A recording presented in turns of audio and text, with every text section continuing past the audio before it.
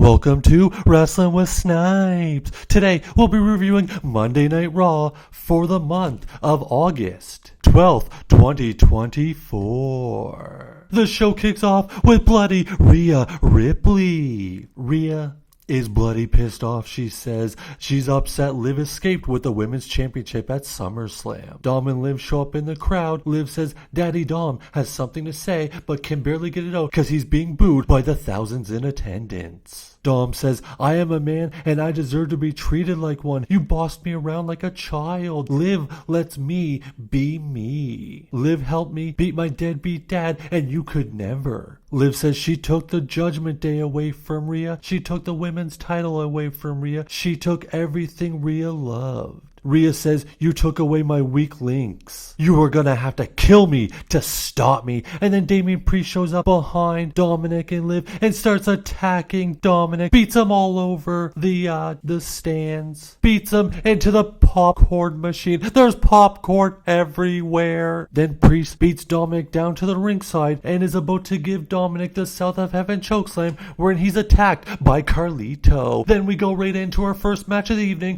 Damian Priest one-on-one with Carlito. There's a big superplex and we go to commercial break. We come back from commercial break and Carlito looks like he's got the upper hand, but then out of nowhere, the South of Heaven chokeslam. 1, 2, 3, the victor, Damian Priest. But then he is attacked by the Judgment Day. Rhea makes her way out for the save as she kicks Carlito between the legs. Then they corner Finn Balor, but JD saves Finn, but then gets the South of Heaven chokeslam. Rhea and Priest give a hug to each other, and then Dominic comes off the top rope, but he's caught by Priest. He's goozled. Then he throws Dom to Rhea. Rhea looks like she's gonna hit him with a riptide, but Liv saves Dominic, and we go to commercial break.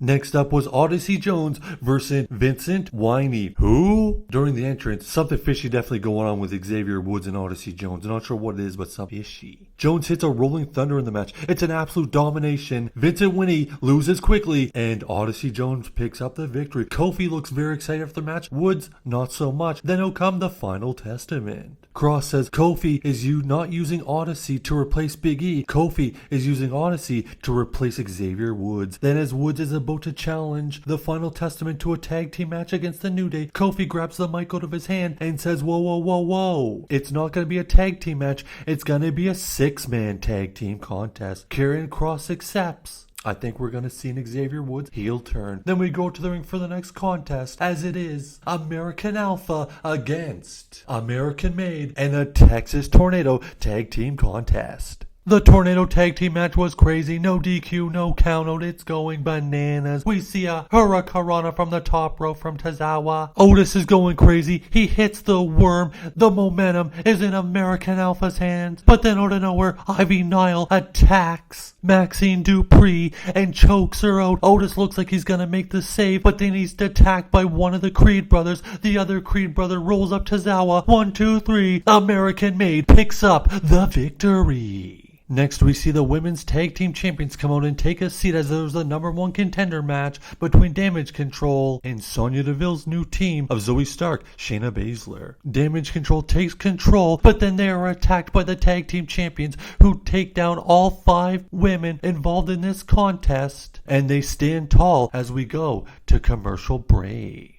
The next out is the challenger of Bash at Berlin, Randy Orton. Randy Orton says 20 years ago, I became the youngest heavyweight champion of the world. And at Bash at Berlin, I will be a 15-time champion. Then Gunther comes out and says he is the ring general, and this is now the era of the ring general. Randy Orton says he's the most unpredictable guy in this locker room. Gunther says, actually, Randy, you're very predictable. Gunther says, your grandfather was a screw-up, your father's a screw-up, and you are the biggest screw-up of all. And then out comes Drew McIntyre, which distracts Gunther. Gunther turns around, RKO, out of nowhere. Then CM Punk attacks Drew McIntyre on the outside of the ring. Drew takes off his belt. Punk gets a hold of the belt. Punk whips him about 15 times, and then Drew McIntyre runs away through the crowd. Then we go to the back and we see Sheamus being interviewed by Jackie Redmond. Before Sheamus could say much, Ludwig Kaiser comes up, but then out of nowhere, here comes Pete Dunne with a shillelagh. Pete Dunne beats down Sheamus. We come back from commercial break and we see Kathy Kelly catching up with the best in the world, CM Punk. CM Punk says, Drew ran away like I knew he would. That's why I said I had issues traveling, because I knew he wouldn't show up if I was here. I don't care if he keeps the bracelet. It's the names on the bracelet. My dog Larry, my wife April, they matter the most to me. And then CM Punk looks at Drew's belt that he's carrying and says, you know what? I think I have an idea. Then we go to the ring and we see The Miz one-on-one with Big Bronson Reed. This match is not really competitive as Big Bronson Reed is beating down The Miz. The big splash, people gasp. 1, 2, 3. Big Bronson Reed picks up the victory. Then he goes back out, gets on the top rope,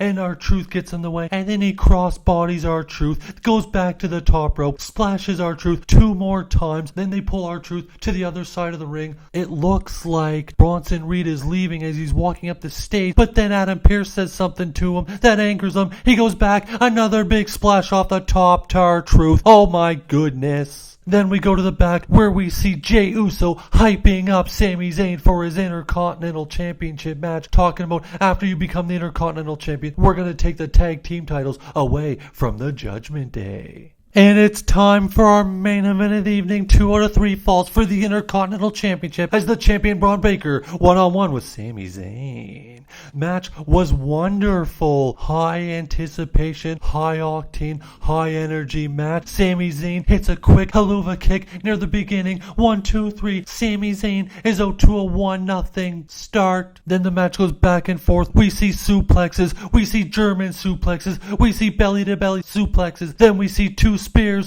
1, 2, 3. Braun Breaker ties it up 1 apiece as we go to our final commercial break. We come back from commercial break and Sami Zayn is dominating. It looks like he may not be able to pull it off. Oh, Braun Breaker with a big kick out. Then they get to the top rope. Sami Zayn pushes Braun off the top rope. Looks like he's going to go for a double axe. And out of nowhere, spear out of nowhere in the air. 1, 2, 3. Braun Breaker successfully defends the Intercontinental Championship.